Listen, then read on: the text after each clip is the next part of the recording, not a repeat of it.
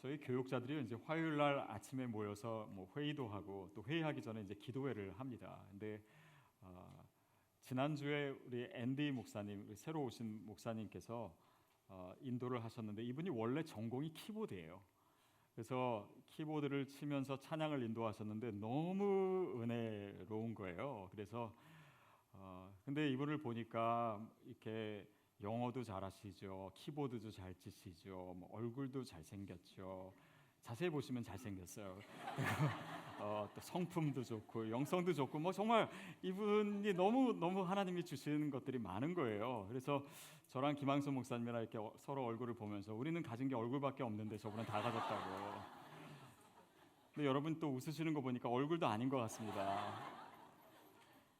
근데 사람이 뭐 가진 것이 많을 수도 있고 또 없을 수도 있어요. 또 은사가 뭐 여러 가지일 수도 있고 뭐 은사가 별로 없는 사람도 있습니다.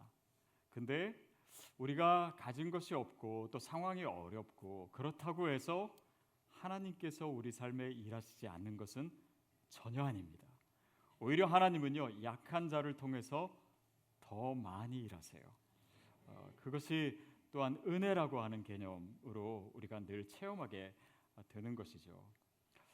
오늘 두아디라 교회에 대한 이야기를 나눌 텐데요. 이 두아디라 교회는 사실은 별 볼 일 없는 일곱 도시 중에서 가장 뭐 부각되는 것이 없는 그런 도시입니다.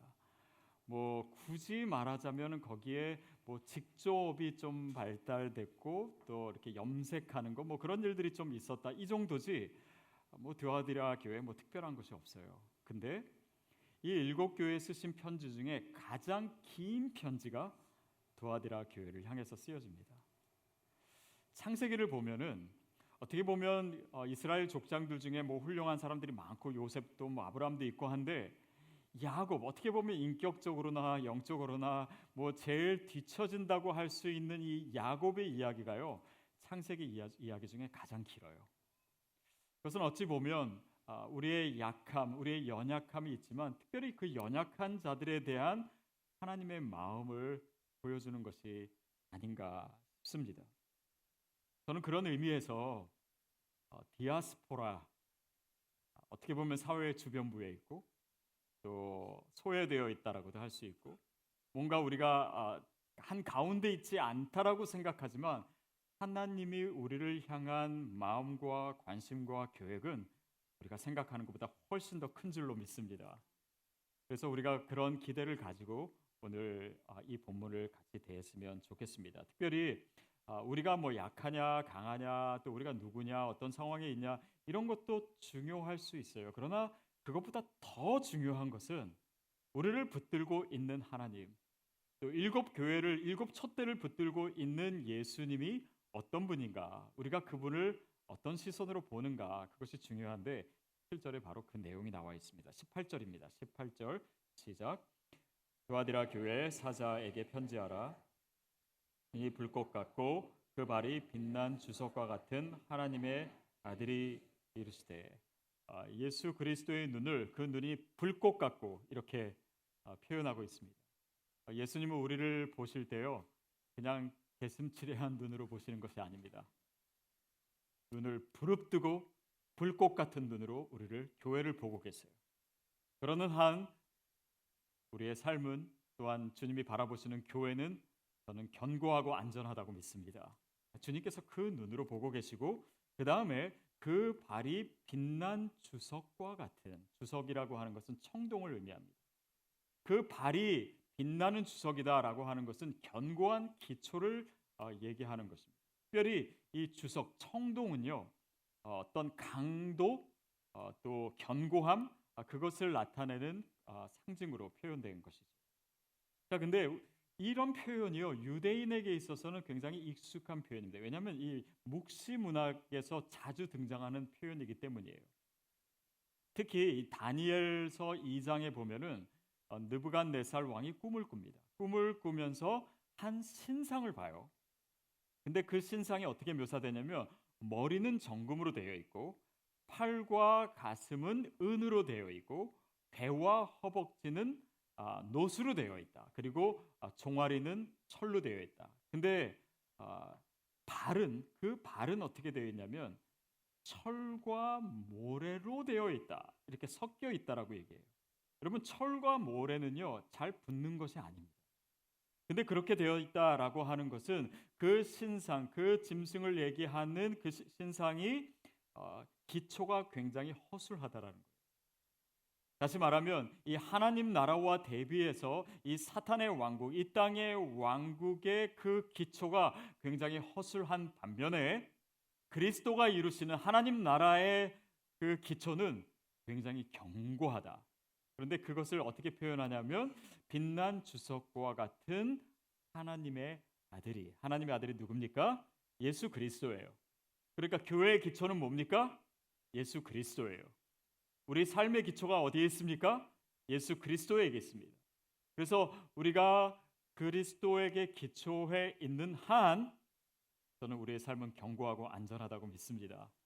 오늘날 우리 교회도 마찬가지예요. 상황이 어려운 것 같지만 어두운 시대에 있지만 하나님의 교회는 결코 무너지지 않는 이유는 우리가 뭔가를 잘해서가 아니라 그리스도 위에 서 있기 때문입니다. 그분이 우리의 기초이기 때문이에요. 계시록 6장 13절 14절 말씀 우리 같이 한번 보겠습니다. 13절 14절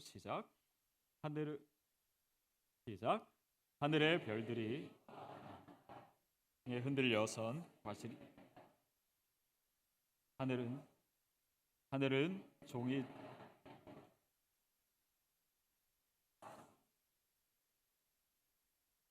하늘의 별이 대풍에 흔들려서 떨어지는 것 같다. 여러분 별이라고 하는 것은요 그 자리가 변하는 것이 아닙니다. 그 자리에 남아 있고 그리고 그 별을 보고 우리가 방향을 헤아리고 우리의 위치를 헤아릴 만큼 굉장히 그 위치가 확고한 거예요. 근데 별이 떨어진다라고 하는 것은 굉장한 혼란을 얘기하는 것입니다.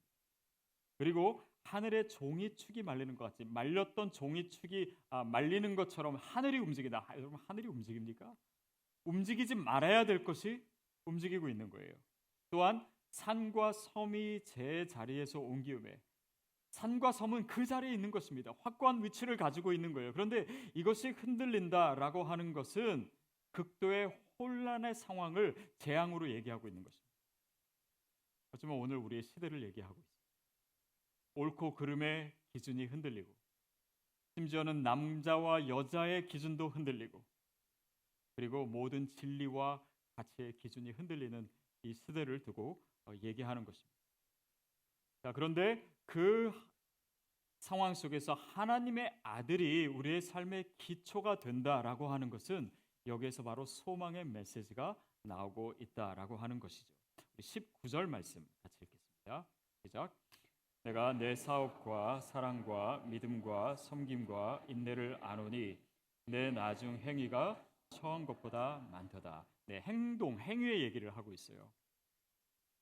MC 모임에 이제 신방을 가면은 저희가 이제 주일날 설교한 것을 가지고 두 가지 질문을 드리지 않습니까? 그래서 그 질문을 MC 리더가 이렇게 말해주시면 거기에 대해서 돌아가면서 얘기하시는데 신방에서 가끔 보면은 질문과 상관없는 얘기를 하시는 분들이 참 많으시더라고요.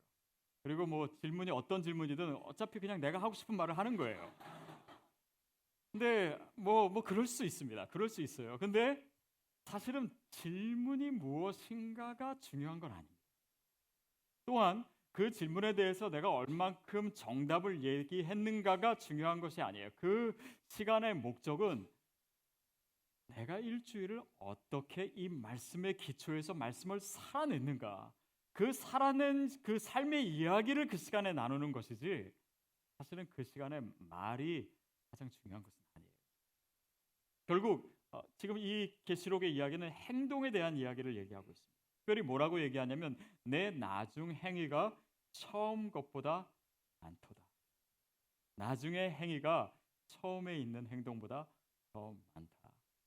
많은 여성분들, 아내분들이 남편을 원망하는 이유가 처음 행동보다 나중 행동들이 더 약하기 때문 아닙니까? 근데 우리의 영적인 삶에 있어서는 처음 행동보다 나중 행동이 더 많아야 됩니다. 아, 나는 예전에 다 했어. 나 이거 다 아는 거야. 나도 이거 다 경험해 본 거야. 그렇게 해서 이 신앙의 초점을 과거에 둔 한 살아있는 믿음을 가지기는 어렵습니다. 왜냐하면 이 하나님과의 관계가 곧 믿음이고, 이 관계라고 하는 것은 늘 행동을 자아내게 되고, 관계라고 하는 것은 늘 현재적인 의미를 가지기 때문이에요. 자, 그래서 우리가 신앙의 경주를 달려가는 데 있어서 우리가 어떻게 힘이 점점 더 세지느냐, 더 빨리 달려갈 수 있는가, 그것이 오늘 우리의 신앙을 바라볼 때 굉장히 중요한 문제가 돼요. 예전에 제가 학교 다닐 때, 중고등학교 다닐 때는 체력장이란 거 있지 않았습니까? 그래서 뭐, 뭐 민몸 일으키기도 하고 100m 달리기도 하고, 그 중에 또 뭐가 있었냐면 1000m 달리기가 있었습니다. 근데 그 달리는 걸 이렇게 보면은 어떤 친구는 막 처음부터 막 빨리 달려요. 그래가지고 한 두세 바퀴 돌다 보면은 벌써 그냥 헥헥거리고 지쳐가지고 뒤처지는 친구들이 있고, 또 어떤 친구는 처음에는 그냥 천천히 달린 것 같아요. 근데 두 바퀴 돌고 세 바퀴 돌수록 지치지 않고 더 빨라지고 한 사람씩 따라잡고, 그래서 결국은 1등하는. 그게 이제 제 얘기였으면 좋았는데 저는 그러지는 않고 제 친구가 정말 그랬어요. 근데 이 친구를 보면은요, 한 가지 특징이 체력이 강합니다. 그러니까 나중이 될수록 더 힘을 받는 거예요. 지치지 않는 거예요. 요즘 저희 교회에 이제 출석하고 있고, 또 좀 있으면 이제 과테말라로 다시 갈 텐데, 우리 리키 킴 형제님 있잖아요. 이분이 이제 한국에서 뭐 영화도 나오고 드라마도 나오고 또 했던 프로그램이 많은데, 그 중에 하나가 뭐냐면 출발 드림팀이라고 있었습니다. 그거 혹시 보신 분이 있을지 모르겠어요. 그게 뭔가 이렇게 어, 그 경쟁을 해가지고 나중에 이렇게 가장 체력이 좋은 사람 뭐 해가지고 상을 주는 그런 거였는데, 결승전까지 올라왔어요. 그리고 이 형제님과 이제 그 대결하는 사람은 그 TV에도 많이 나오고 이렇게 무한도전에도 나오고 이런 유명한 트레이너였습니다. 막 북채미도 있고 굉장히 튼튼한. 그래서 둘이 경쟁을 결승전에서 하는데 뭘 했냐면 어떤 철기둥 같은 데 매달려 있는 거예요. 근데 어, 그 리키 형제는 저 위에 있고, 이 다른 사람은 힘이 빠져가지고 점점 밑으로 내려오고, 그리고 거의 끝에 매달려 있는 상황에 있었고, 결국은 이분이 떨어져가지고 리키 형제님이 우승을 했어요. 근데 나중에 이제 그때 얘기를 해주는데, 그때 리키 형제님이 가장 힘들었던 게 뭐냐면 매달려 있는 게 힘든 것이 아니라 자기는 하나도 안 힘든데 힘든 표정 짓는 게 제일 힘들었다는 거예요. 그래서 자기는 너무 그게 쉬웠다라는 거예요. 근데 리키 형제님 뭐 가까이 한번 물어보세요. 이분이요, 운동을 하는데 이렇게 겉에 보이는 근육 이런 걸 하지 않고 보이지 않는 근육, 잔 근육, 거기에 근육이 가득 차 있어요. 그러니까 남들은 그렇게 셀 줄 몰랐는데 사실은 뭔가 이런 상황에서는 그 힘이 나오는 거죠. 여러분, 우리의 행위가, 처음 행위가 뭐 처음에 우리가 열심히 할 수 있습니다. 뭐 봉사도 열심히 할 수 있고 다 할 수 있어요. 그러나 시간이 지날수록 우리가 그 행위가 더 많아지는 그런 믿음의 가속도가 붙기 위해서는요, 보이지 않는 곳에 근육이 있어요. 그게 기초 체력입니다. 그게 말씀과 기도예요. 그것이 하나님과의 친밀한 관계입니다. 그건 잘 보이지 않아요. 그러나 이 보이지 않는 것에 영적인 힘이 쌓여져 있으면 우리 처음 행위보다 나중 행위가 많을 수 있습니다. 그때 주님이 칭찬하시는 거예요. 저는 저와 여러분의 영적인 여정이 그렇게 되기를 축복합니다. 보세요. 이 다윗도 그렇게 힘들고 어렵고 심지어는 그런 낭망의 상황에서도 다시 오뚜기처럼 일어나는 것은 그 하나님과의 친밀한 관계 때문이었던 거죠. 자, 두아디아 교회를 향한 예수님의 말씀이 계속됩니다. 우리 20절부터 23절까지 같이 읽겠습니다. 시작. 그러나 내게 책망할 일이 있노라. 자칭 선자라 하는 여자 이세벨을 내가 용납함이니 그가 내 종들을 가르쳐 행음하게 하고 우상의 제물을 먹게 하는도다. 또 내가 그에게 회개할 기회를 주었으되 자기 회개하고자 하지 아니하는도다. 볼지어다 내가 그를 침상에 던질 터이요 또 그와 더불어 간음하는 자들도 만일 그의 행위를 회개하지 아니하면 그 환난 가운데 던지고 또 내가 사망으로 그의 자녀를 죽이리니 모든 교회가 나는 사람의 뜻과 마음을 살피는 자인 줄 알지라. 내가 너희 각 사람의 행위대로 갚아주리라. 자, 두아디라 교회에 있었던 이단 중에 하나가요, 선지자 이세벨이라고 하는 여자였습니다. 근데 이세벨이라고 하는 이름은 우리가 익숙하지요. 구약의 이스라엘 역사에 아합 왕의 아내였던, 그러니까 시돈 왕의 딸이어서 이스라엘로 이제 시집 올 때 가나안, 그러니까 그 바알 종교를 가지고 왔습니다. 그렇게 해서 이 바알 종교를 퍼뜨리고 제사장들을 데려오고 이스라엘 백성으로 하여금 우상 숭배를 하게 하고 그 다음에는 뭐 행음하게 하고 그랬던 그 선지자의 이름을 따서 이 여선지자를 얘기하는 것. 실제 이름은 아마도 아닐 것입니다. 그런데 그 이세벨의 가르침과 비슷한 내용들이 많았기 때문입니다. 결국 그 시대에 사람들로 하여금 타협하게 해서 우상을 섬기게 하고 그 다음에 이렇게 행음을 하게 해서 이것이 종교적 성숙에 있어서 꼭 필요한 것처럼 얘기하고 가르치고, 그리고 가르칠 때 어떻게 가르치면 영과 육을 분리해서 진짜 거룩하고 진짜 성숙한 사람은 누구냐면 그냥 영도 깨끗하고 육도 깨끗한 사람이 아니라 육은 지을 죄를 다 지어도 영을 깨끗하게 지킬 수 있는 사람이 진짜 성숙한 거다. 그러니까 어떻게 해요? 이 행음하는 것을 합리화시키기도 하고 더 타락을 원하는 사람들에게 뭔가 그 길을 열어주고 그러면서도 거룩하다고 해주니까 이 사람들이 그 가르침을 더 많이 따르게 되는 거예요. 그게 이세벨의 가르침이었습니다. 여러분, 그런데 이 영과 육을 분리하는 것은요, 물론 영주주의의 특징이지만 성경적으로 절대 옳지가 않은 것입니다. 육적으로 범죄하는 것은요, 단지 육적으로만 범죄하는 것이 아닙니다. 영적인 범죄예요. 요셉이 보디발 장군의 아내가 유혹했을 때 뭐라고 얘기합니까? 내가 어찌 이 큰 일을 행하여 하나님께 죄를 지으리까? 이것은 단지 내 자신이나 사람에게 짓는 죄가 아니라 하나님께 짓는 죄예요. 더욱이 또 다윗은 바세바를 범한 후에 그가 회개할 때 뭐라고 얘기합니까? 내가 당신께, 내가 하나님께 죄를 지었습니다. 그래서 육적인 간음이요, 곧 영적인 간음입니다. 그래서 그것을 예수님이 얘기하시면서 너희가 회개해야 된다. 회개하지 않으면 내가 너희에게 엄청난 가혹한 형벌을 내릴 것이다. 내가 너를 그 침상 가운데 던질 것이다. 내가 너를 죽게 할 것이다. 너희가 우상을 섬기고 음행을 회개하지 않는 그 죄 때문에 내가 너희를 환난 가운데 던져버리겠다. 그렇게 경고하고 계세요. 여러분, 이 성이라고 하는 것은 어쩌면은 우리의 시대에는 예전보다 훨씬 더 자유로워지고 또 그 기준도 바뀌는 것 같고, 그래서 뭔가 하나님의 절대적인 진리가 요즘 흔들리는 듯한 그런 생각을 심지어는 크리스천조차 하고 있습니다. 그러나 성적인 그런 정절이나 또 깨끗함이나 이런 것은 시대를 초월하고 크리스천에게 있어서는 항상 진리. J.D. 언윈이라고 하는 이 영국의 학자가 있습니다. 근데 이 분이 섹스 앤 컬처라고 하는 유명한 책을 지었는데, 원래 이 책을 지을 때 의도는 뭐냐면 문명이라고 하는 것은 성억압의 결과다라고 하는 이 프로이트의 이론을 뭔가 검증하기 위해서 책을 이제 저술하기 시작했습니다. 그리고 문명들을 조사했어요. 86개의 문명들, 뭐 그리스, 로마, 수메르, 뭐 앵글로색슨, 뭐 바벨로니아, 모든 문명을 86개의 문명을 수백 년에 걸쳐 가지고 연구를 해서 결론을 냈는데 이 결과에 이 사람도 깜짝 놀랐습니다. 왜냐하면 거기에는 굉장히 공통적인 특징이 있었기 때문이에요. 뭐냐면 이렇게 써져 있습니다.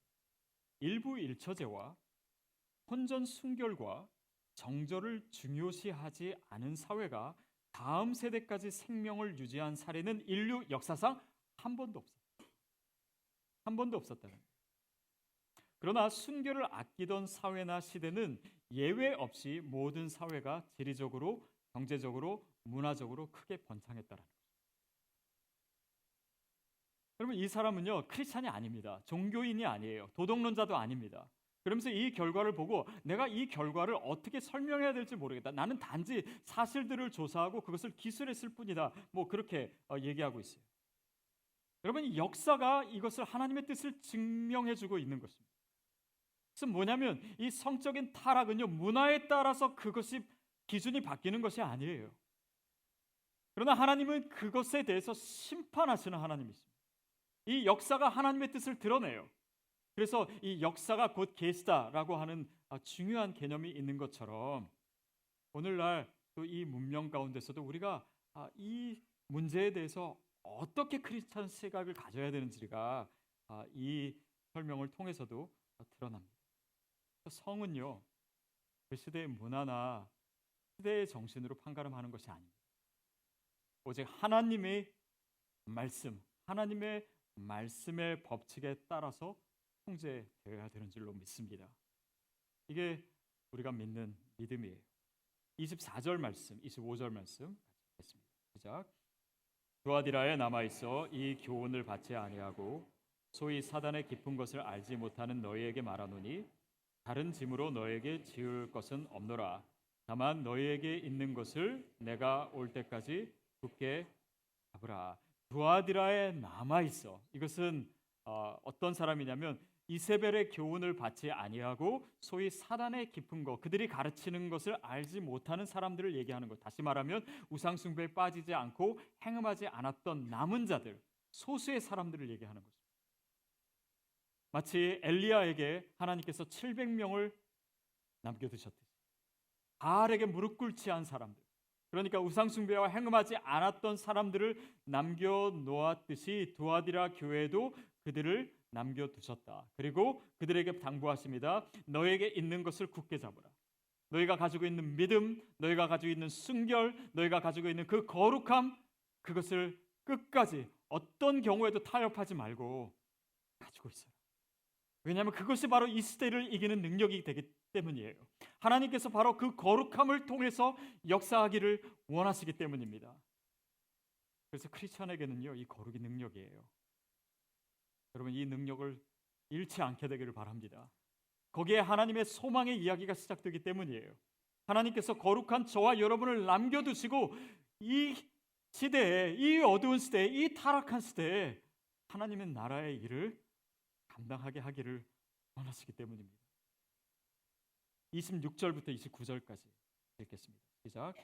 이기는 자와 끝까지 내 일을 지키는 그에게 만국을 다스리는 권세를 주리니 그가 철장을 가지고 그들을 다스려 길거를 깨뜨리는 것과 같이 하리라.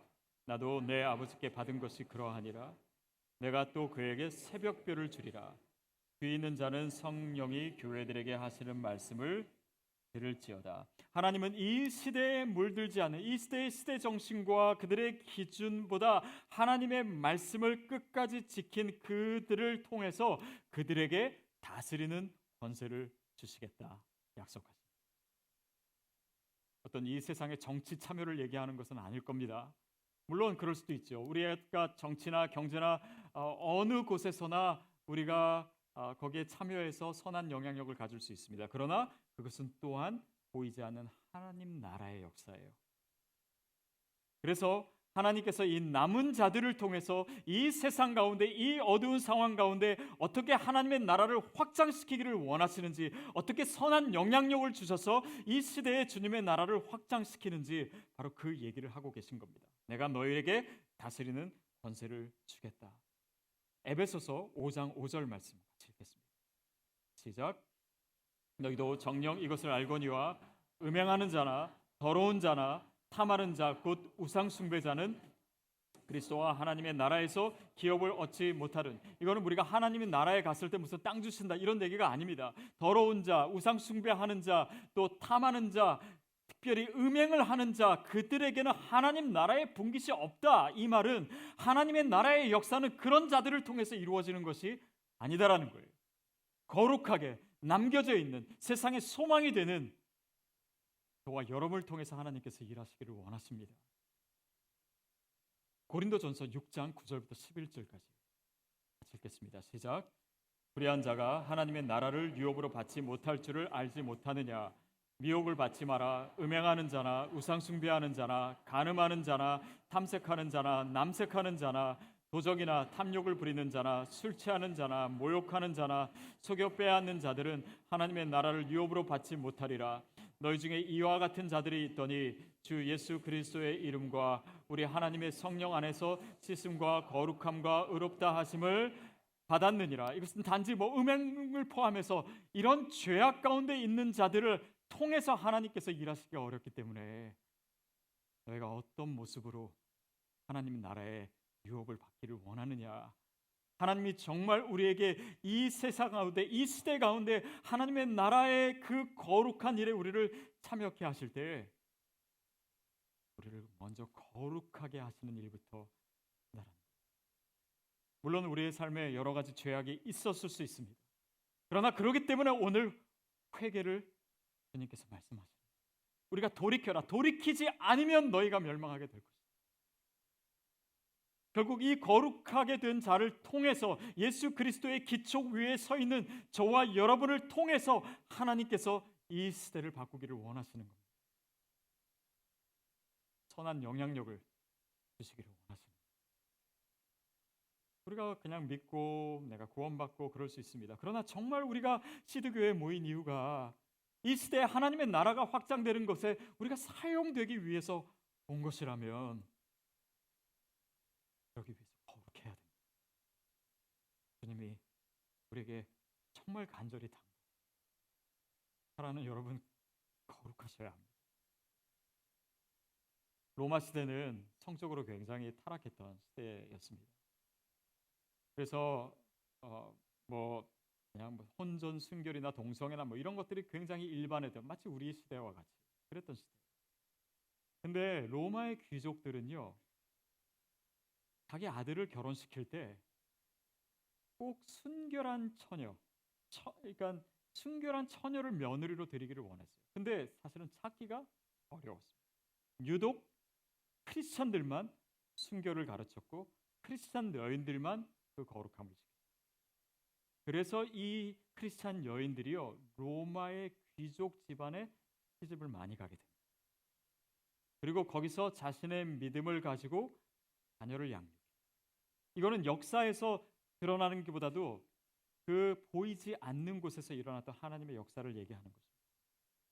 그래서 로마가 나중에 기독교를 공인하게 되고 기독교가 국교가 되고 이런 역사가 어떻게 이루어지냐면 보이지 않는 그 가정에서 일어난 크리스찬 여인들이 들어가서 그들에게 믿음을 가르치고 그들에게 순교를 가르친 그 결과로 로마가 변화되기 시작했던 것입니다. 하나님께서 거룩한 자를, 남겨두신 자들을 통해서 역사하시는 방법. 그러면 당시의 크리스찬들은 그냥 소수자였습니다. 그리고 주변인이었어요. 힘이 없는 사람들이었습니다. 가난한 사람들이었어요. 그러나 그들을 통해서 하나님께서는 로마를 변화시키고 계셨던 것입니다. 저는 오늘 우리의 시대가 변화되는 방법도 바로 그것이라고 생각합니다. 거룩한 하나님의 사람들을 통해서, 남겨진 자를 통해서 하나님께서 일하시기 시작하는 거예요. 그게 바로 디아스포라 아닙니까? 우리가 약한 것 같지만, 사회 주변에 있는 것 같지만 하나님의 역사는요, 강한 사람을 통해서 이루어진 것이 아니라 우리처럼 디아스포라 같이 주변인을 통해서 하나님을 전적으로 의지하고 하나님의 말씀대로 살아가기 위해서 몸부림치는 자들을 통해서 하나님께서는 그의 나라를 확장시켜 주세요. 그것이 우리가 가진 소망입니다. 이사야 6장 13절 말씀 같이 보겠습니다. 이사야 6장 13절 시작.